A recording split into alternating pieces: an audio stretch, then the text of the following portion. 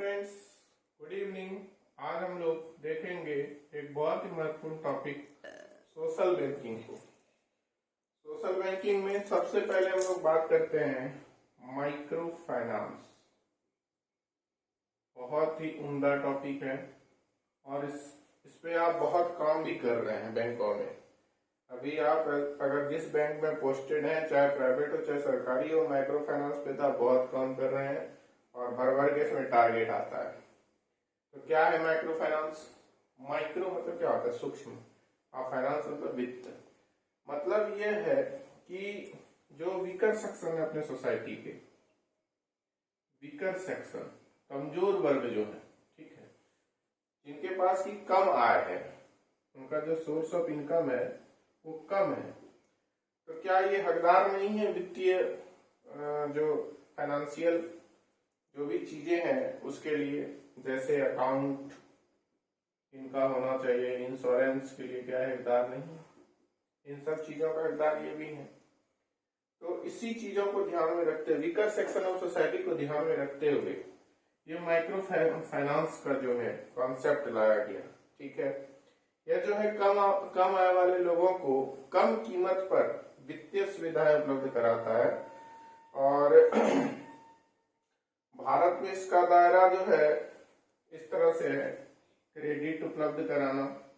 अब क्रेडिट कैसे? एसएचजी के माध्यम से हम लोग दे रहे हैं, केसीसी दे रहे हैं। ये केसीसी जो आपको इतने कम इंटरेस्ट पे दिया जाए, एसएचजी जिसमें कि सब इंटरेस्ट सब्वेंशन भी दिया जा रहा है, इसको देने का क्या तात्पर्य है?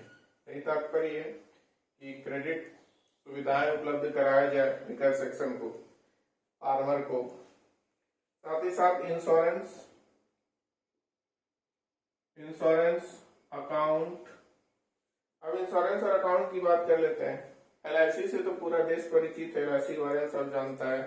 इंश्योरेंस एलआईसी से या और जगहों से लोग करवाते हैं, लेकिन इंश्योरेंस को वीकर सेक्शन सब नीचे तक, वो उस व्यक्ति तक पहुंचना जो कि जीरो बैलेंस खाता खुलवा रहे हैं।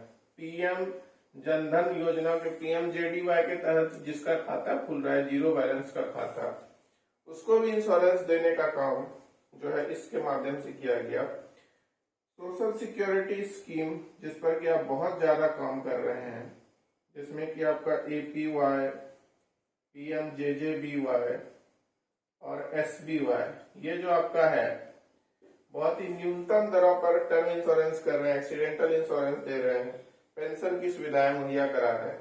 ये चीजें जो है यही माइक्रो फाइनेंस है। मतलब वैसे सोसाइटी के वैसे लोग जो कि वंचित थे फाइनेंशियल जो है सुविधाओं से, उनको इन तरीकों से हम लोग जो है फाइनेंशियल सुविधाएं उपलब्ध करा रहे हैं, और यही हुआ माइक्रो फाइनेंस। ठीक है, अब भारत में इसकी शुरुआत कब की गई?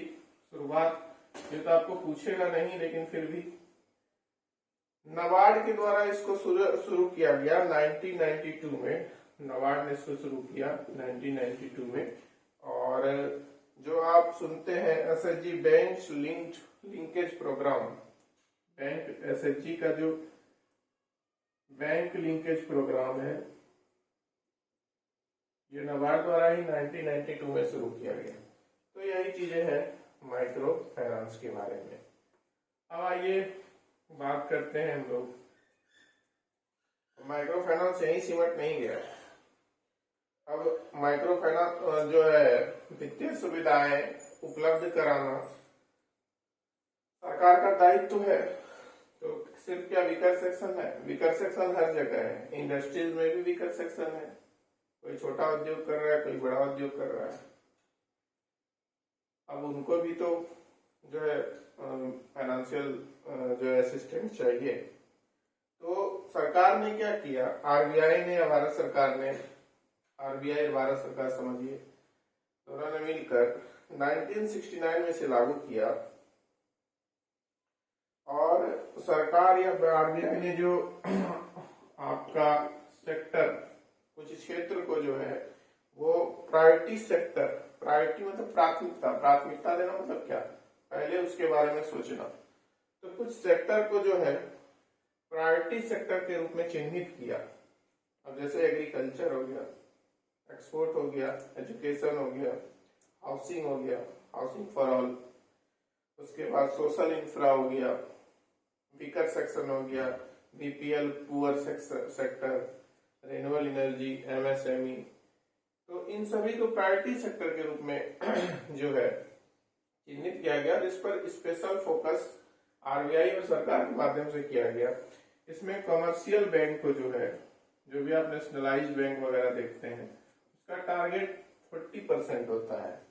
और आरआरबी की अगर बात करें, आरआरबी एंड माइक्रो, जो छोटे बैंक होते हैं जिसको कि हम लोग कहते हैं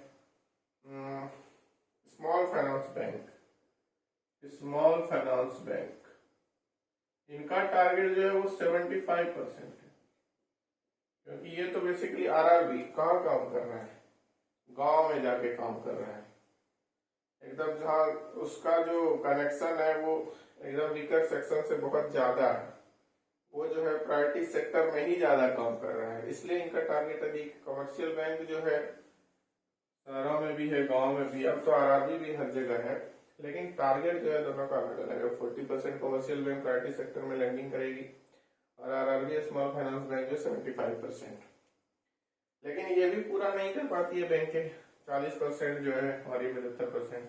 तो आरबीआई ने इसका भी एक सॉल्यूशन खोजा और उस सॉल्यूशन का नाम है priority sector lending certificate, priority sector lending certificate, PSLC। इसकी शुरुआत जो है 2016 में आरबीआई द्वारा की गई।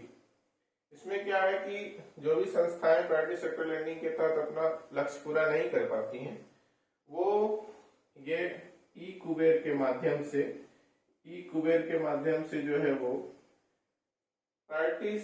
प्रायोरिटी लैंडिंग सर्टिफिकेट, PS जो है आपका प्रायोरिटी सेक्टर लैंडिंग सर्टिफिकेट्स खरीद सकते हैं। 25 लाख का ये एक सर्टिफिकेट होता है। तो इस तरह से वो पैसे से PSLC खरीद के अपना जो है प्रायोरिटी सेक्टर का जो लैंडिंग का टारगेट है उसको पूरा कर सकते हैं। अब कुछ स्पेशल फोकस्ड बैंक भी होते हैं। अब जैसे अगर हम लोग बात कर लेते हैं आपका पेमेंट बैंक और small finance bank, payment bank और दूसरा हो गया आपका स्मॉल फाइनेंस बैंक। इसके बारे में ये जानते हैं, इसकी स्थापना करने का क्या उद्देश्य। ये सभी जो आप देख रहे हैं ये सोशल बैंकिंग के तहत ये लोगों को सुविधाएं मुहैया कराने के लिए चीजें स्थापित की गई। अब जान लेते हैं थोड़ा सा पेमेंट बैंक और स्मॉल फाइनेंस बैंक के बारे में। तो ये जो है डिपॉजिट एक्सेप्ट करती है, डिपॉजिट एक्सेप्ट करती है, ये भी आपका करती है डिपॉजिट एक्सेप्ट, दोनों जमाएं स्वीकार करती है। ठीक है, यहाँ लिमिट है मैक्सिमम 2 लाख तक। पेमेंट बैंक जो है मैक्सिमम 2 लाख तक डिपॉजिट स्वीकार करती है, इसके संदर्भ में नहीं। इसमें जो है ये क्रेडिट का इसके पास कोई प्रावधान नहीं है, लोन वोन नहीं दे सकती है पेमेंट बैंक। ठीक है, लेकिन स्मॉल फाइनेंस बैंक जो है वो लोन दे सकती है। दूसरा अंतर ये हो गया। उसके बाद क्रेडिट कार्ड ये जारी नहीं कर सकता, जब लोन नहीं दे सकता क्रेडिट कार्ड भी जारी नहीं कर सकता। ये जो है आपका रेमिटेंस कर सकता है, RTGS वगैरह जो नेफ्ट वगैरह करते हैं। उसके बाद रेमिटेंस आपका ये भी कर सकता है, पेमेंट बैंक भी रेमिटेंस कर सकता है, स्मॉल फाइनेंस बैंक भी रेमिटेंस कर सकता है। बीमा म्यूचुअल फंड वगैरह दोनों लोग बेच सकते हैं। लेकिन स्मॉल फाइनेंस बैंक के केस में क्या है कि जो है ऋणों का जो 50% है वह ऐसा ऋण होना चाहिए जो कि जिनका मूल्य 25 लाख से अधिक का नहीं है। मतलब 50% लोन जो ये स्मॉल फाइनेंस बैंक करेगी वो 25 लाख से ऊपर का नहीं होना चाहिए। मतलब आधा लोन उसका 25 लाख या उससे नीचे का होना चाहिए। ठीक है, और ये पेमेंट बैंक जो है इसको अपने टोटल डिपॉजिट का 75% गवर्नमेंट सिक्योरिटीज में निवेश करना होगा। ये बात आप याद रखेंगे इसमें। बहुत इंपॉर्टेंट चीज है।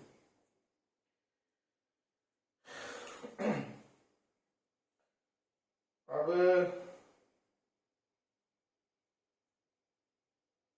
ये जो है स्मॉल फाइनेंस बैंक आपको छोटे छोटे ऋण मुहैया कराती है, इसके बारे में आप जान ही रहे हैं। तो यही है स्मॉल फाइनेंस बैंक और पेमेंट बैंक के बारे में।